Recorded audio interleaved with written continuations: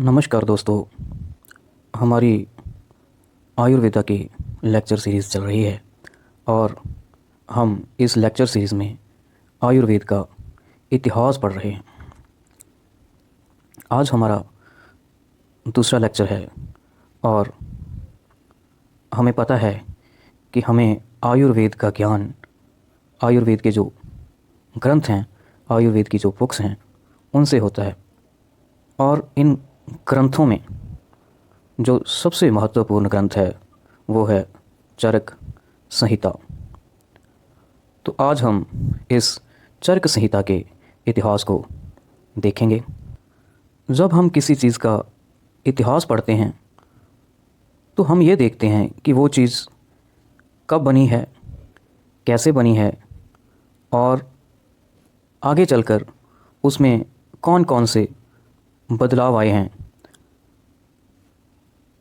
तो ज़्यादातर जो हिस्ट्री होती है, इतिहास होता है, वो हम कंट्रीज़ का, देशों का पढ़ते हैं। जैसे जब हम भारत का इतिहास पढ़ते हैं तो हम देखते हैं कि पहले यहाँ पर राजाओं का राज होता था। जैसे कि पहले यहाँ पर मुग़लों का राज हुआ करता था और उसके बाद अंग्रेज़ों ने अपना राज यहाँ पर स्टार्ट किया और आगे चलकर 1947 में हमारा देश आज़ाद हो गया और यहाँ पर लोगों का राज यानी लोकतंत्र का जो है निर्माण हुआ। इसी प्रकार जो बड़े बड़े ग्रंथ होते हैं, बड़ी बड़ी किताबें होती हैं और जो बहुत पुरानी होती हैं, इन किताबों का भी अपना एक इतिहास होता है। इन किताबों को कोई एक व्यक्ति लिखता है और आगे चलकर कोई और व्यक्ति अपने तजर्बे के आधार पर इन किताबों में कोई और नई चीज़ें जोड़ देता है और इसके बाद जब आगे और समय व्यतीत होता है तो उसके बाद कोई और व्यक्ति इसमें अपने तजर्बे के आधार पर कुछ और चीज़ों को जोड़ देता है। तो इस तरह समय के साथ साथ ये चीज़ें काफ़ी मात्रा में उन किताबों में इकट्ठी हो जाती हैं और इन किताबों का जो साइज़ है वो काफ़ी बड़ा हो जाता है। तो इसी प्रकार की एक किताब है चरक संहिता। ये किताब किसी राइटर ने लिखी थी और आगे चल के एक और व्यक्ति ने इसकी व्याख्या की और बहुत सी चीज़ें उस व्यक्ति ने इसमें और ऐड कर दी। तो इस किताब का साइज़ बहुत बड़ा हो गया। तो आज हम इस चरक संहिता के इतिहास को पढ़ेंगे, लेकिन उससे पहले हम देख लेते हैं कि इस चरक संहिता में लिखा क्या गया है। सबसे पहले हम यहाँ पर एक उदाहरण लेते हैं। जैसे मैं कोई किताब लिखना चाहता हूँ, मैं किसी शहर के ऊपर कोई किताब लिखना चाहता हूँ, तो मैं अपनी किताब को अलग अलग अध्यायों में यानी चैप्टर्स में बांट दूंगा। तो सबसे पहले चैप्टर में लिखूंगा महल्ले, कि उस शहर के कितने महल्ले हैं, कहाँ पर कौन सा महल्ला है। और उसके बाद मैं लिखूंगा सड़कें, कि शहर की जो सड़कें हैं वो कैसी बनी हुई हैं, कितनी चौड़ी हैं। और उसके बाद मैं लिखूंगा शहर के घर, उस शहर के घर कितने बड़े बड़े हैं या कितने छोटे हैं, किस मटेरियल के वो घर बने हैं। तो अगर मैं ध्यान से देखूं तो इन 3 अध्यायों में मैंने शहर की बनतर के बारे में बात की है। तो इसका मतलब इन 3 अध्यायों का एक ग्रुप बन सकता है। उसके आगे मैं लिखूंगा शहर के लोगों का पहरावा, लोग कैसे कपड़े पहनते हैं। उसके आगे वाले चैप्टर में मैं वहाँ के लोगों के काम लिख सकता हूँ कि वहाँ के लोग क्या क्या काम करते हैं। तो उसके आगे मैं लिख सकता हूँ कि वहाँ के लोग कौन कौन सा खाना खाते हैं। तो इन 3 चैप्टरों को भी मैं देखूं तो ये 3 चैप्टर लोगों के बारे में ही हैं। इन 3 चैप्टरों का भी एक ग्रुप बन सकता है कि लोगों का रहन सहन। तो लोगों का रहन सहन मैं इन 3 चैप्टरों में बता सकता हूँ। उसके बाद मैं 7वें चैप्टर पर शहर के स्कूल, 8वें में अस्पताल, और उसके बाद मैं शहर के बैंकों के बारे में लिख सकता हूँ। तो इन 3 चैप्टरों का भी एक ग्रुप बन सकता है, क्योंकि इन 3 अध्यायों में मैंने शहर की जो संस्थाएं हैं उनकी बात की है। तो इस ग्रुप का नाम मैं शहर की संस्थाएं रख सकता हूँ। तो इस प्रकार हम देखते हैं कि जिन अध्यायों में किसी एक ही चीज़ के बारे में बात की जाती है उनका हम एक ग्रुप बना लेते हैं। तो चरक संहिता में भी ऐसे ही कई अध्यायों का एक ग्रुप बना दिया जाता है। तो उस ग्रुप को ग्रुप ना कहकर चरक संहिता में से स्थान कहा गया है। हर स्थान के अंदर कुछ अध्याय हैं। पूरी चरक संहिता में 8 स्थान हैं। तो आइए अब हम एक एक करके इन 8 स्थानों के बारे में देखते हैं। चरक संहिता का पहला स्थान है सूत्र स्थान। सूत्र का मतलब होता है धागा। जैसे कोई चीज़ बहुत सी बिखरी पड़ी हो और उसको इकट्ठा करके एक धागे में पिरो दिया जाता है, इस प्रकार ही आयुर्वेद के बहुत सारे विषय इस सूत्र स्थान में दिए गए हैं। और इसके आगे 30 अध्याय हैं और इस सूत्र स्थान में जो आयुर्वेद के मौलिक सिद्धांत हैं उनके बारे में बातें की गई हैं। अगर हम सूत्र स्थान में बताई गई बातों की ही गिनती करने लगें तो बहुत समय लग जाता है। तो हम यहाँ पर सिर्फ मेन जो बातें सूत्र स्थान में बताई गई हैं उनको यहाँ पर देखेंगे। जैसे आयुर्वेद अवतरण है जो हमने अपने पहले लेक्चर में पढ़ा था, वो भी सूत्र स्थान में ही बताया गया है कि कैसे ब्रह्मा ने आयुर्वेद को बनाया और कैसे वो देवलोक से पृथ्वी पर आया। इसी प्रकार सूत्र स्थान में आयुर्वेद की परिभाषा दी गई है। आयुर्वेद का काम क्या है ये भी बताया गया है। खाना कितना खाना चाहिए ऐसी बातें बताई गई हैं। नाक में तेल डालना चाहिए, मुख को साफ़ करना चाहिए, पैरों के नीचे तेल लगाना चाहिए, कौन से मौसम में कौन सा खाना खाना चाहिए, एक्सरसाइज कितनी करनी चाहिए। एक ऐसा ही चैप्टर है जिसमें बताया गया है कि झूठ नहीं बोलना चाहिए, बेईमानी नहीं करनी चाहिए, हेरा फेरी नहीं करनी चाहिए, इन सब को त्याग देना चाहिए।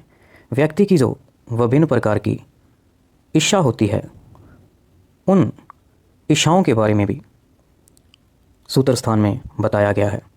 इसके साथ साथ जो हमें पसीना आता है, पसीना लाने के फ़ायदों के बारे में बताया गया है।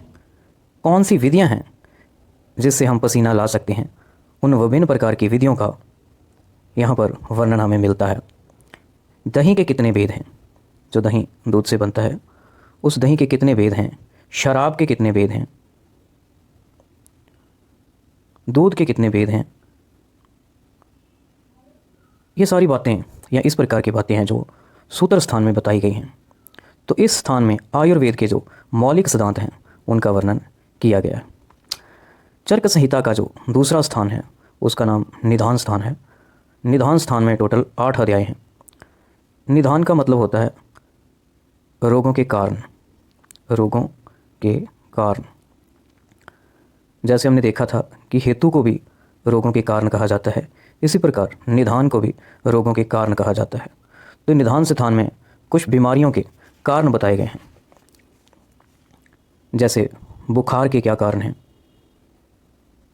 चमड़ी रोग के क्या कारण हैं, शुगर के क्या कारण हैं, टीबी यानी ट्यूबरक्लोसिस के क्या कारण हैं, पागलपन के क्या कारण हैं, मिर्गी के क्या कारण हैं, मिर्गी के क्या कारण हैं।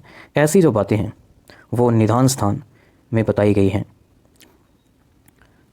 तो इसके आगे हमारे पास आता है विमान स्थान। मान का मतलब होता है मिनती और गिनती। आयुर्वेद में बहुत सी चीज़ें ऐसी हैं जिनकी हमें गिनती करनी पड़ती है। मैंने पहले भी कहा था कि आयुर्वेद एक गिनतियों का विज्ञान है। तो विमान स्थान में ये सभी प्रकार की जो गिनतियां हैं वो बताई गई हैं। और चिकित्सा सिद्धांत, बीमारियों का इलाज कैसे करना चाहिए, ये भी वहाँ पर बताया गया है। इसके साथ साथ यहाँ पर एक चीज़ और बताई गई है जिसे प्रमाण कहा जाता है। प्रमाण का मतलब होता है प्रूफ। कौन कौन सी ऐसी चीज़ें हैं जिनसे हम ये पक्का कर सकते हैं कि हाँ इस मरीज़ को यही बीमारी है। इस प्रकार के जो प्रमाण हैं वो विमान स्थान में बताए गए हैं। और विमान स्थान में कुल 8 अध्याय हैं। इसके आगे आता है शारीर स्थान। शारीर स्थान में 8 अध्याय हैं और जैसा कि इसके नाम से ही पता चल रहा है, ये शरीर स्थान शरीर यानी बॉडी के बारे में है। इसमें शरीर की रचना, शरीर किस प्रकार से बना हुआ है उसकी बात की गई है। उसके बाद दर्शन यानी फिलॉसफी के कुछ चैप्टर या बातें इसमें बताई गई हैं। बच्चा कैसे माँ के पेट में बनता है, उस बच्चे को माँ के पेट में कौन कौन सी बीमारियाँ हो सकती हैं, आत्मा क्या है, मन क्या है। जब बच्चा माँ के पेट से बाहर आ जाता है तो उस वक़्त माँ का ख्याल कैसे रखा जाना चाहिए। अगर माँ को कोई उस वक़्त बीमारी हो जाती है तो उसका इलाज कैसे करना चाहिए। बच्चे को अगर कोई बीमारी हो जाती है तो उसका इलाज कैसे करना चाहिए। बच्चे को दूध कब पिलाना चाहिए, बच्चे के खिलौने कैसे होने चाहिए। ये सब बातें शरीर स्थान में बताई गई हैं। और हमारे शरीर में कितनी हड्डियां हैं, कितने अंग हैं, ये सारी बातें, इस प्रकार की शरीर की जो गिनतियां हैं वो भी शरीर स्थान में बताई गई हैं। एक चीज़ मैं आपको यहाँ पर बता देता हूँ, प्रसूति का मतलब, जैसा कि हमने अभी पढ़ा, जब माँ के पेट से बच्चा बाहर आ जाता है तो उस माँ को प्रसूता कहा जाता है। तो प्रसूता के बारे में जितनी भी बातें हैं वो शरीर स्थान में कही गई हैं। कुमार भृत्य, कुमार का अर्थ होता है बच्चा। जैसे अभी हमने बच्चे के बारे में बात की, तो भृत्य का मतलब होता है उसका भरण पोषण, उसकी पालना। तो बच्चे की पालना कैसी होनी चाहिए, उसकी बीमारियों का इलाज कैसे होना चाहिए, उसके खिलौने कैसे होने चाहिए, ये सब बातें शरीर स्थान में बताई गई हैं। इसके आगे आता है इंद्रिय स्थान। इंद्रिय स्थान में टोटल 12 अध्याय हैं और इस इंद्रिय स्थान में अरिष्ट लक्षणों का वर्णन है।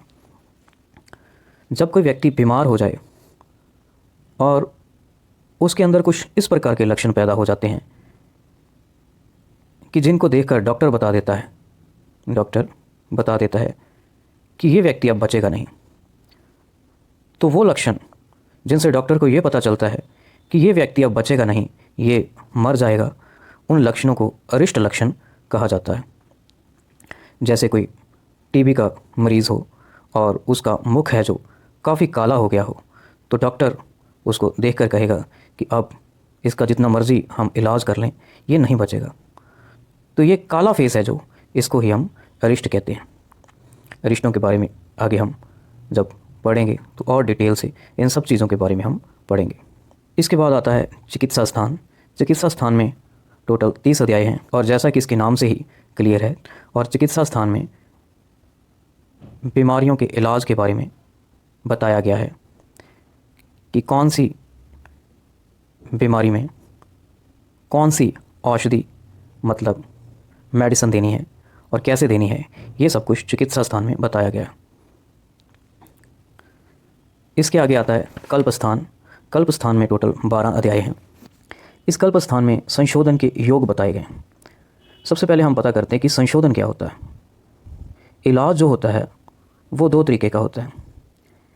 एक तो होता है कि कोई आदमी बीमार हो गया और उसको मेडिसिन दो खाने के लिए और वो ठीक हो जाएगा।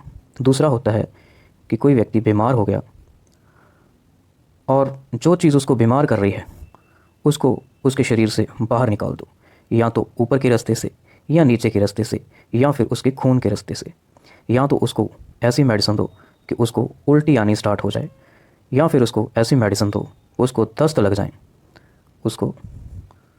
लग जाए और जितना भी गंद उसके शरीर में है वो निकल जाए। तो उल्टी या दस्त के रास्ते से गंध को बाहर निकालने वाला जो इलाज का तरीका है उसे संशोधन कहा जाता है।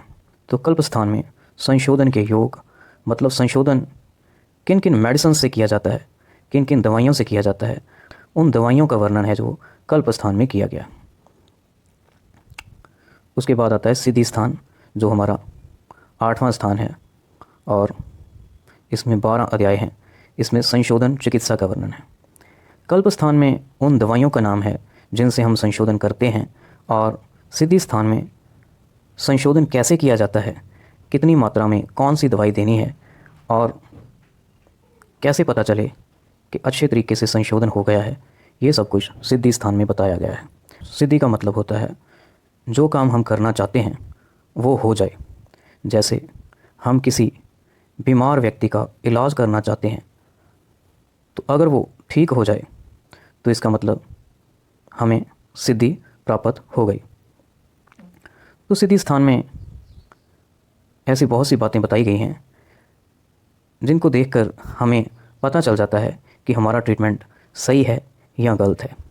जैसे अगर किसी व्यक्ति को हमने उल्टी करने वाली दवाई दी और उसको उल्टी के साथ खून भी निकलने लगे, तो इसका मतलब कि हमारा ट्रीटमेंट सही नहीं है।